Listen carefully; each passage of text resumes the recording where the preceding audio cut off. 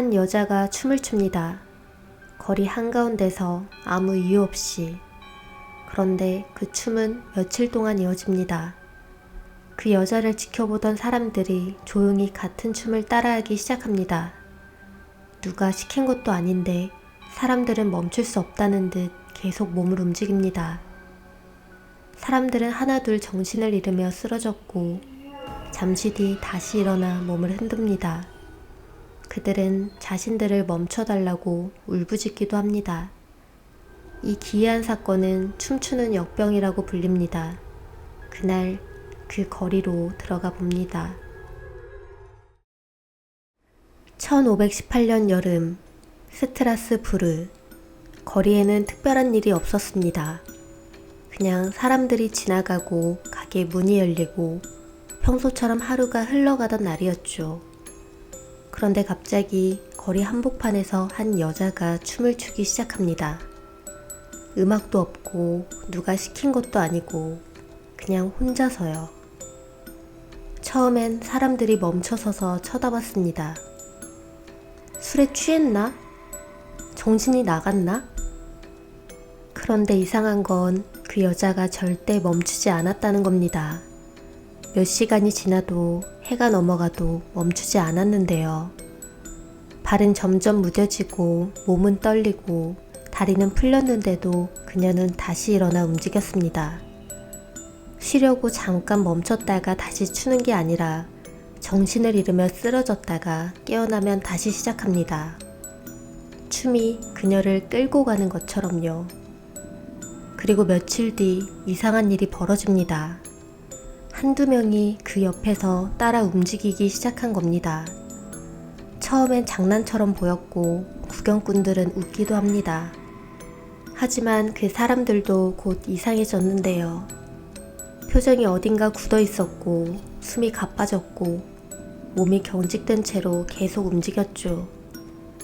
그러다가 누군가 갑자기 비틀거리며 주저앉았고 사람들은 그제야 깨닫습니다. 이건 축제가 아니었구나.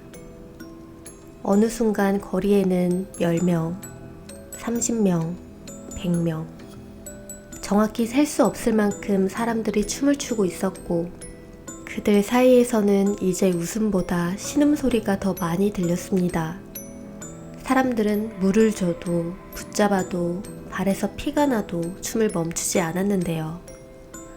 심지어 어떤 사람들은 움직이면서 울었고 움직이면서 소리쳤습니다. 멈추게 해줘요.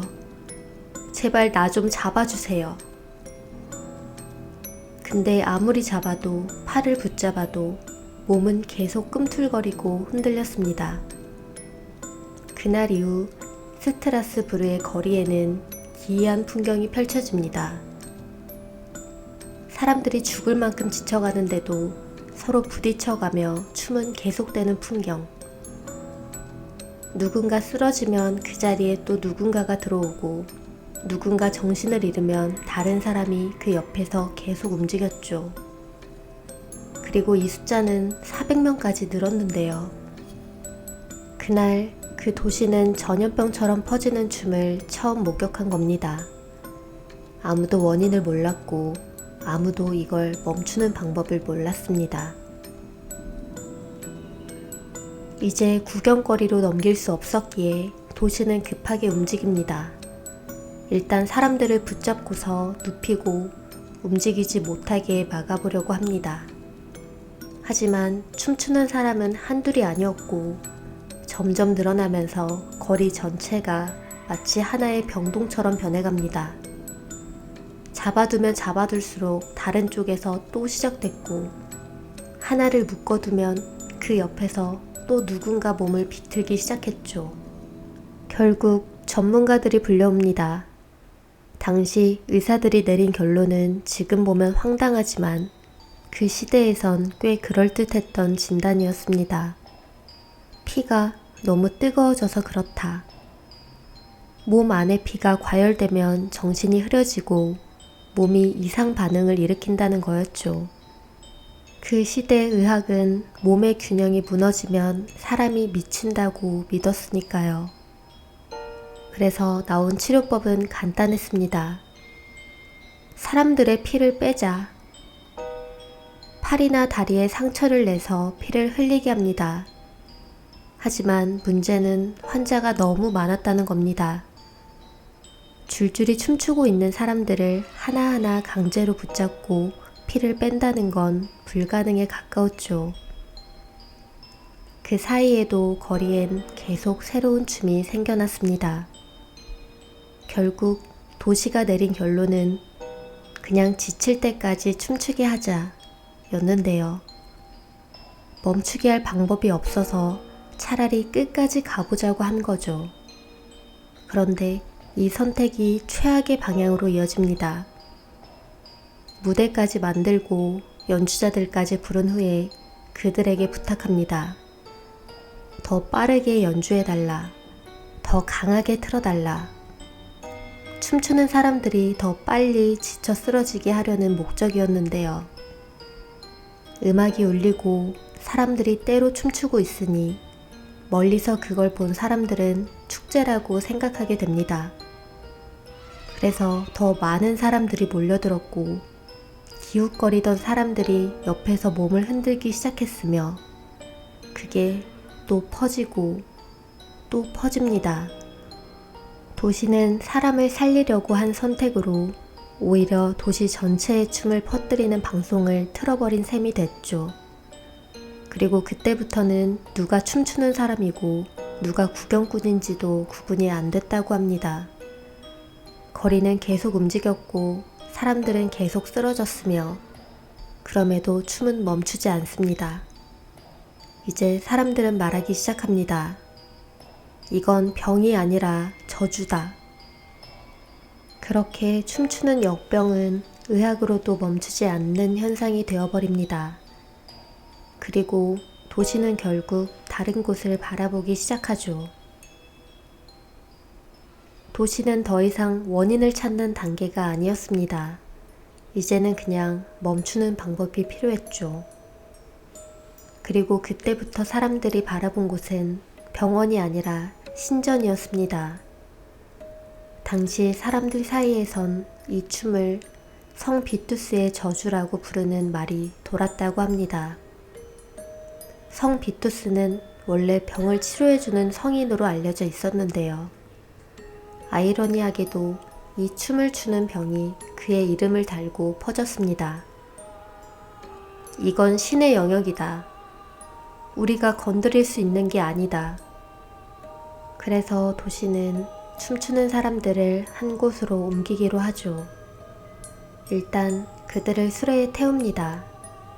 몸이 말을 안 듣는 사람들, 쓰러졌다가 다시 일어나려는 사람들, 정신이 끊어졌다가도 움직이려는 사람들, 그들을 모아서 신전으로 끌고 갑니다. 그리고 그곳에서의 절차는 이해할 수 없었는데요. 신전에 도착한 사람들이 원래 신고 있던 신발을 벗깁니다. 그리고 대신 붉은 신발을 신깁니다.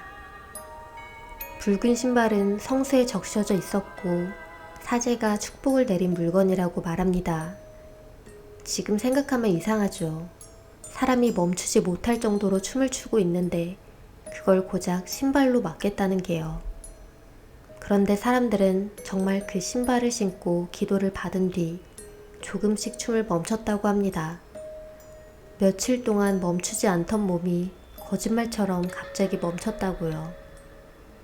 의사도 실패했는데, 피를 뽑아도 실패했는데 기도와 의식이 사람을 멈췄다는 겁니다. 그리고 이 얘기가 퍼지기 시작하자 사람들은 더 빨리, 더 많이 신전으로 실려갑니다. 이제 사람들은 치료를 받으러 간 게 아니라 살기 위해 도망치듯 가기 시작했던 거죠. 그런데 더 이상한 건 이 사건은 한 번으로 끝난 게 아닙니다. 비슷한 기록들이 다른 지역에서도 남아 있습니다. 어떤 곳에서는 몇십 명, 어떤 곳에서는 또 수백 명, 많은 부상자와 여러 사망자들, 그리고 그 현상은 짧게 끝난 게 아니라 오래 이어졌다는 기록도 있죠. 춤추는 역병이라는 이름이 그냥 비유가 아니라 정말 전염병처럼 사람을 옮겨 다닌 것처럼 보였던 이유입니다. 무서운 건 사람들이 단체로 춤을 추었다가 아닙니다. 춤추는 사람들조차 자기가 왜 춤을 추는지 몰랐다는 것. 멈추고 싶다. 근데 멈출 수가 없다. 어쩌면 그때 그 신전은 치료 장소가 아니었을지도 모릅니다. 그저 사람들에게 이제 끝날 수 있다는 확신을 줬던 공간.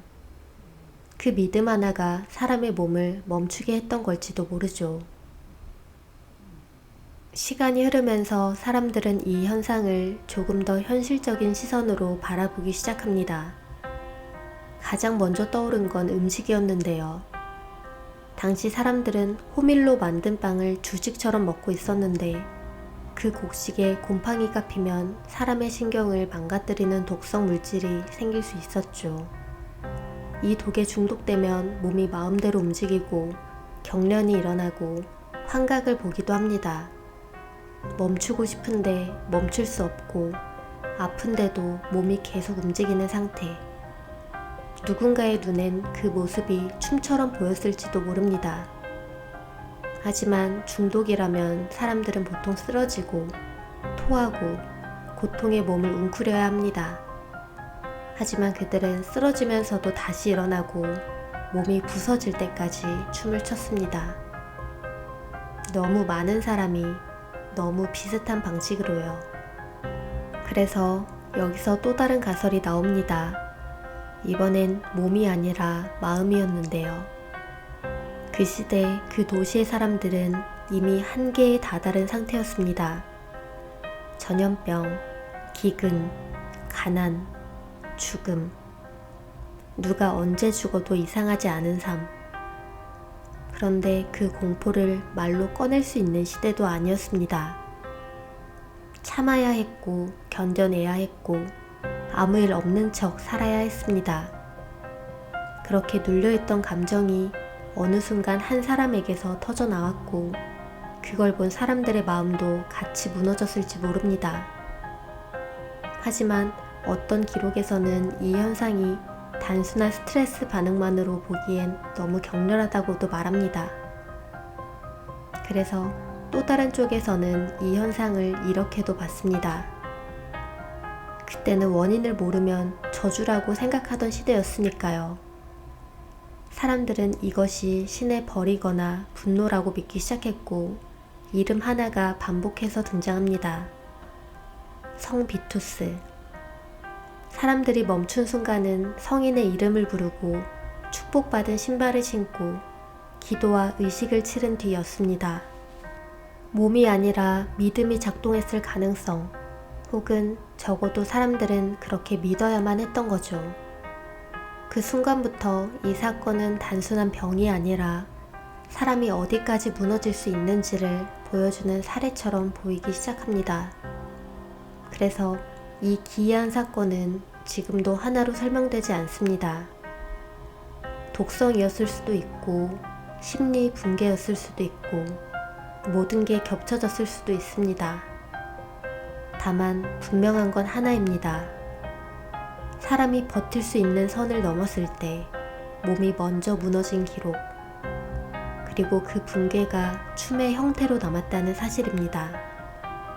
사람들은 역병이라고 불렀습니다.